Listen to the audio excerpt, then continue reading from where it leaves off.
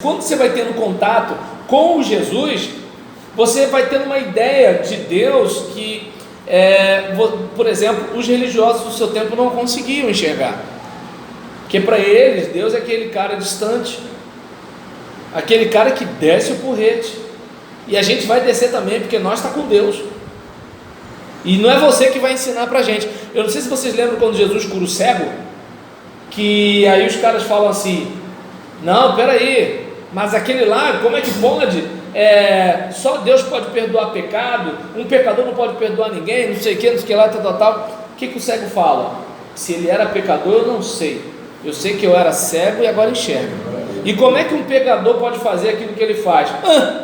Esse mané quer ensinar teologia pra gente? Entende? Aí eu pergunto, como é que alguém que não é humilde vai aprender sobre Deus? Não tem como. Não combina você conhecer Deus com arrogância. Não combina. Na verdade, eles tinham uma letra, né? Isso. É aí que está a questão. Lembra do que eu falei? Por exemplo, aí você volta ao que a gente começou lá atrás. Por exemplo, a revelação não é sinônimo da nossa compreensão.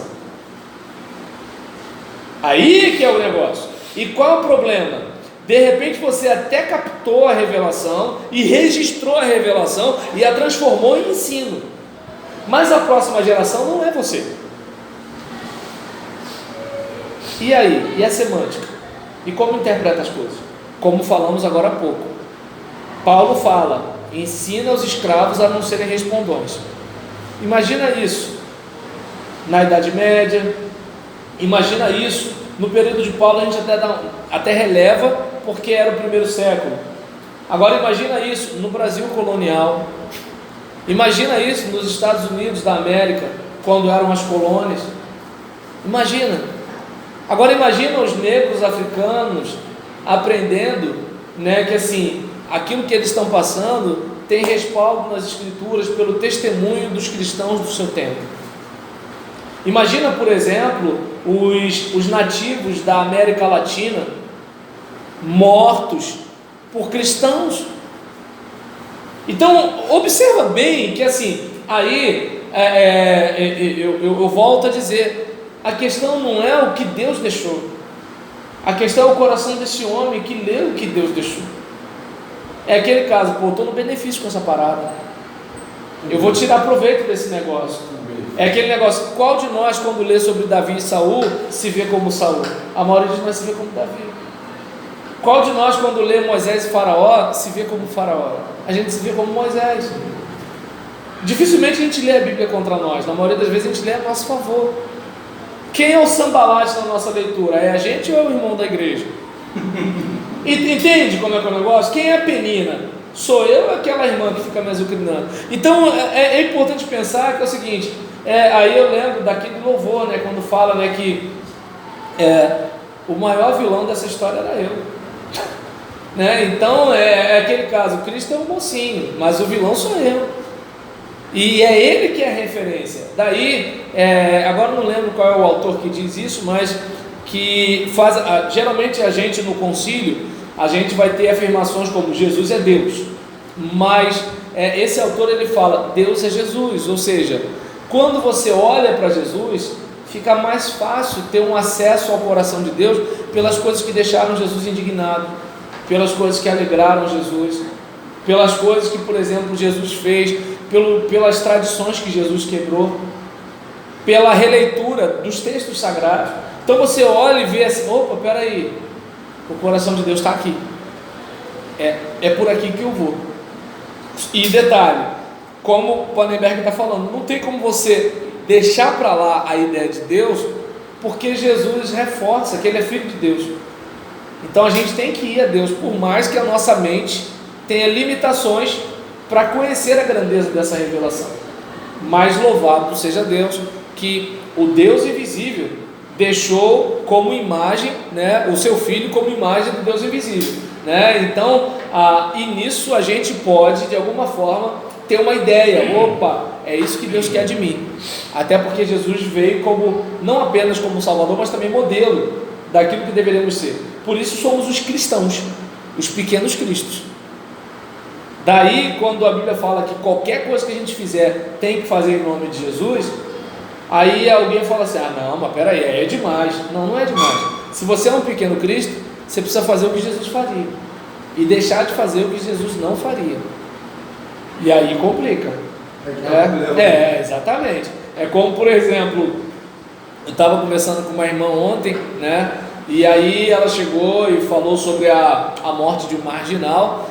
E aí de repente ela falou assim, menos um. Ih, pastor, me perdoa. Porque quando ela se ligou, ela estava falando menos um para o pastor. Entendeu? E aí o que acontece? Onde eu quero chegar com isso? Às vezes a gente não se detém em algumas situações, como assim, olha só, eu sou um pequeno Cristo. Tudo bem, o cara é um estuprador, mas e aí, como é que é o coração de Deus em relação a ele? Eu não estou falando, calma, não estou falando em relação à justiça, não estou falando em relação à polícia, não estou falando em relação, né, às consequências, né, dos atos dele. Não estou dizendo isso. E não, obrigado, André. Aí, você está melhor esse ano do que ano passado. Tá orando, cara. Tá mais crente. Aí acontece, não, ano passado era uma perturbação. Aí nessa situação, a respeito disso, eu não sei se a ausência do Jefferson, né? Então, é o mocinho, né? Tá certo. Aí, em relação a isso, eu não sei se dá para perceber, né, que é importante para a gente observar que, como pequenos cristos, a gente precisa fazer uma reflexão. Não é que a gente vai ser parecido com Jesus, né? A Bíblia diz que seremos semelhantes a Ele lá. Aqui é outra situação. Tá dando? Aqui é caminhada, é tentativa. Levanta, cai, rala o joelho, levanta de novo. Aqui é assim. Tá dando para ele? E vamos embora. Aqui é assim. Mas agora é importante a gente ter isso em mente. Não é porque é inatingível que eu não vou perseguir. Não é porque eu não vou completar que eu não vou continuar, né? É importante ter isso em mente. E aí a gente vai observar aqui, voltando para a fala do Palenberg, hoje talvez estejamos tentados a responder. Eu estou acompanhando o relógio, tá, gente? Falta 2 minutos no meu relógio. Não, né? Estamos sem relógio. Está sem relógio, né? Então hoje talvez estejamos tentados a responder essa pergunta com a exigência de experiência religiosa como fonte de uma redefinição da palavra Deus. Isso corresponde ao espírito de uma época de orientação empirística.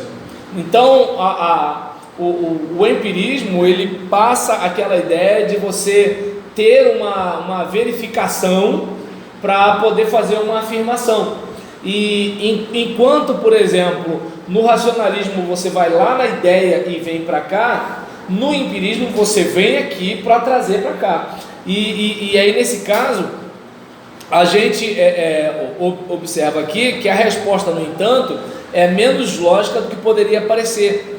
Isso já se pode perceber ao olhar a relação entre fé e experiência. As duas coisas, de modo algum, são idênticas, embora tivessem sido intimamente relacionados, especialmente na tradição da Reforma por Lutero. A fé dirige-se a Jesus Cristo como revelação de Deus, a qual, porém, é transmitida por meio da pregação e doutrina da igreja. Observa bem, lembra? Revelação, doutrina, doutrina. E aí, você percebe que a revelação é uma só. O Verbo se fez carne, habitou entre nós, vimos sua glória. A doutrina, aí você vê que, por exemplo, o wesleyano vai ver de um jeito, o ortodoxo vai ver de um jeito, o presbiteriano independente vai ver de um jeito, o presbiteriano do Brasil vai ver de outro jeito, a Convenção Batista Brasileira vai ver de um jeito, a Convenção Batista Nacional vai ver de outro jeito, a Assembleia de Deus de Madureira vai ver de um jeito, a Assembleia de Deus Geral vai ver de outro jeito, a Assembleia de Deus Vitória em Cristo vai ver de outro jeito, a Assembleia de Deus do Fernando vai ver de outro jeito. Então, assim, mas somos homens, somos seres humanos, por isso a importância da humildade, né? E Jesus, nem sempre é isso, Fernando. Então o que acontece é que ele fez assim, para quem estava querendo olhar, só que ele já tinha baixado a mão. E aí nesse caso, a respeito disso, ele já está julgando. Então, em relação, então não, no caso dele não vão falar isso dele não. Então em relação a isso, o povo dele vai ser bom. Só vamos fazer assim, ó. da Rosera vão falar o quê? Ninguém vai pensar que é resultado do trabalho, nada disso. Só vão pensar que é outra coisa. Né? Tô até vendo. Não. O povo dele vai fazer assim, ó. O povo dele vai ser um povo bom, né? Eu profetizo. E aí nesse caso aqui, né? Aí, olha aí, tá vendo? Então, ou seja, Fernanda é de uma comunidade que crê desse jeito. Nem todas creem assim. Percebe como é que cada lugar é de um jeito? E quando chegar o jovem calça vermelha, cabelo pintado, Jesus, como é que fica? Aí não recebe, mas tem que receber, é pastor. Aí vai então, Não, vem cá, a calça, pode ser calça vermelha, calça peladinha, pode, filho? Aí nesse caso, né, por exemplo, a respeito disso, a gente vai verificar, né, de acordo com o que a gente observa, né, de que a fé dirige-se a Jesus Cristo como revelação de Deus. Ele é revelação, mas essa revelação é transmitida por meio da pregação e da doutrina, ou seja, do ensino. Segundo Lutero, essa fé está relacionada à experiência do desespero com a lei. Não obstante, a mensagem do Evangelho, e com isso também a fé nessa mensagem, se agrega à experiência da consciência como algo novo, que não é derivável dela, por mais que por sua vez fundamente uma nova experiência do consolo e da confiança. Então é aquele caso, a gente tem a experiência, entretanto, como é que eu posso dizer? Essa consciência como algo novo não é derivado necessariamente dessa experiência, mas da revelação. E aí nesse caso aqui, a gente vai reparar que a ligação entre fé e experiência da consciência teve importância duradoura na história da espiritualidade evangélica por meio do pietismo e do avivamento. No entanto, a crescente, deixa eu ver aqui. Pastor, pietismo é piedade? Pietismo. Bem, piedade vem de pietismo, mas o pietismo foi um movimento. Movimento. Entendeu? Então o que acontece? Quando os luteranos estavam naquela ideia de... Isso é mais para a história da teologia. E aí, não, eu só estou explicando que assim, como não é a minha área, eu posso falar alguma coisa que não está muito focado, entendeu? Porque eu não me preparei para essa pergunta. Mas o que acontece? No luteranismo, lembra, a ênfase era o quê? Graça. Somos salvos pela graça. E aí nisso, o luteranismo está mais próximo do papismo e do catolicismo do que os demais protestantes. Por quê? Porque ele praticamente só tem como antecessor aquilo ali. E aí nisso havia uma compreensão de justificação forense, ou seja, Deus me declarou justo, beleza, de boa, bicão para frente até o juiz apitar e o jogo acabar. O pietismo já tem uma ênfase da seguinte forma: é preferível uma heresia viva do que uma ortodoxia morta. Ou seja, a gente quer alguma coisa mais substancial do que só uma série de afirmações na cabeça. Então havia uma preocupação maior com a experiência, uma preocupação maior com a devoção do que apenas o aspecto cerebral. É meio que assim, tipo, não tem o tradicional e o pentecostal hoje. Então era uma coisa mais ou menos assim: um está salvo, sempre salvo, vamos seguindo, né? E o outro seguinte, cuidado que talvez não cheguem, vai. E aí nesse caso, voltando para cá, em relação a isso aqui, né? Para a gente fechar, deixa eu ver aqui. No entanto, a crescente fundamentação, só para terminar o parágrafo, da fé na experiência da consciência de culpa que aconteceu desse desenvolvimento, tornou-se o objeto de uma crítica tão destruidora a partir de Nietzsche e de Freud. Não sei se vocês já leram um desses dois autores, mas apesar de a gente conhecer um monte de psicanalista, Freud não era fã desse negócio de religião não, tá? Só uma dica aí. Não sou contra você fazer psicanálise não, mas Freud não era muito fã disso não. E aí nesse caso, em relação e Nietzsche, embora filho de pastor, né, de onde vem aquela afirmação, né, da morte de Deus e tudo tal, Nietzsche tinha um pouco de dificuldade com a fé cristã. E aí que, por exemplo, a fé na experiência da consciência de culpa tornou-se objeto de uma crítica tão destruidora a partir de Nietzsche e Freud, que dificilmente ainda se pode insetar por esse caminho para a exposição da relevância humana da fé cristã. Para o tema do questionamento atual, porém, ainda é importante o fato de que nesta tradição a ideia de Deus justamente não foi fundamentada na experiência da consciência, mas já foi pressuposta para a sua interpretação. Então, o que acontece? De acordo com a nossa experiência de fé, Deus não é algo que a gente construiu, a gente já encontrou pronto na revelação. Então isso a gente não discute, entende? A gente segue e vai tocando a bola para frente. Mas eu não sei se dá para perceber, a leitura é que muda. Então, daí onde a gente tem que pensar, não é questão necessariamente de quem Deus é, porque Deus nunca vai caber na nossa cabeça. A questão é como a gente vê esse Deus, porque é o como a gente vê esse Deus que vai fazer a gente tratar de algumas áreas da nossa vida, né? Porque assim, esse Deus que a gente vê, como Jesus veria esse Deus? O que Jesus falaria desse Deus? O Deus que a gente está pintando para a congregação é o Deus que, olha, vocês vão ficar com fome, mas vocês não vão botar a mão no pão da proposição, entende? Você vai ficar com a mão mirrada, mas então pede Jesus para passar aqui amanhã, porque hoje não pode. Então é mais ou menos situações desse tipo, né? É aquele caso, olha, você vai ficar cego, mas Jesus não vai poder dizer que está perdoando os seus pecados, não. Então é uma coisa que a gente precisa parar para pensar, até que ponto a gente está dizendo que Deus é aquilo que Jesus não afirmaria, por causa, né, de uma pretensão nossa, de uma presunção nossa, ou por causa dos nossos valores morais, ou por causa de alguns desejos reprimidos que a gente tem, né? Porque tem isso também. Às vezes a gente tem que pensar o seguinte: a gente odeia o pecado do homossexualismo, da prática homossexual, igual a gente odeia a fofoca e a mentira. A gente odeia, na verdade, a gente odeia o pecado dos outros, mas o nosso amor a gente passa batido.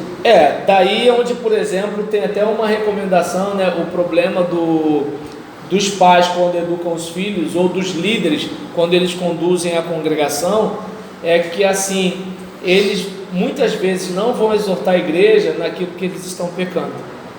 Estou falando dos que têm medo de serem hipócritas, né? Porque o hipócrita não, ele é crente metralhadora, né? E não está nem aí fora do Brasil. Até que um dia ele é pego, ou ele se mata para ninguém saber. Tá entendendo? Agora, por exemplo, tem aquele que tem um pouquinho de consciência. Pô, eu piso na bola nisso aqui, eu não vou pregar nisso aqui. E nessa brincadeira o povo se deforma. Por quê? Porque vai ter denúncia contra vários pecados, menos contra aquele, porque a consciência dele pesa na hora de pregar contra. Então, aí eu não sei se dá para perceber que assim... Então eu não pregar, fica calado.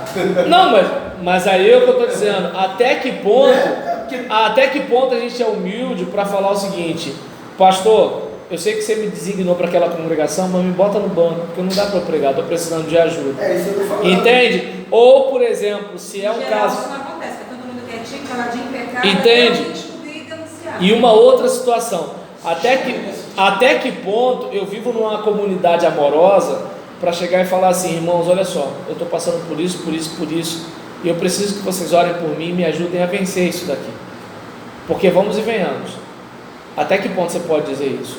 Uma coisa é você dizer o seguinte: irmãos, orem por mim porque eu não aguento deixar de comer coxinha, tá entendendo? Eu tenho um olho grande, irmãos, porque assim, eu tenho, por exemplo, eu vou comer a feijoada que a Patrícia faz e eu como com o olho, irmão, eu sei que isso é pecado, esse pecado é mole. A língua até rima, achar graça, beleza? Mas é pecado. Vai contar outro. Então, eu não sei se dá para perceber que é o seguinte: às vezes tem gente, né, que assim, elas estão pregando muito contra o pecado, não só porque elas estão pregando contra o pecado, mas é porque é um modo que elas têm de extravasar a repressão que elas sentem em relação aos seus próprios pecados. Há áreas na vida delas que não são tratadas, e elas projetam nos outros. E às vezes os outros nem têm aquele pecado, mas é ela que com os olhos impuros vê aquilo ali. Mas, então o que você vai pregar então? Não estou dizendo que vai pregar. Eu estou dizendo a questão da atitude de coração. Pregar contra o pecado, todos nós temos que pregar. Na verdade a gente tem que pregar o que vive. Bem, se eu pregar o que vive, eu estou lascado, porque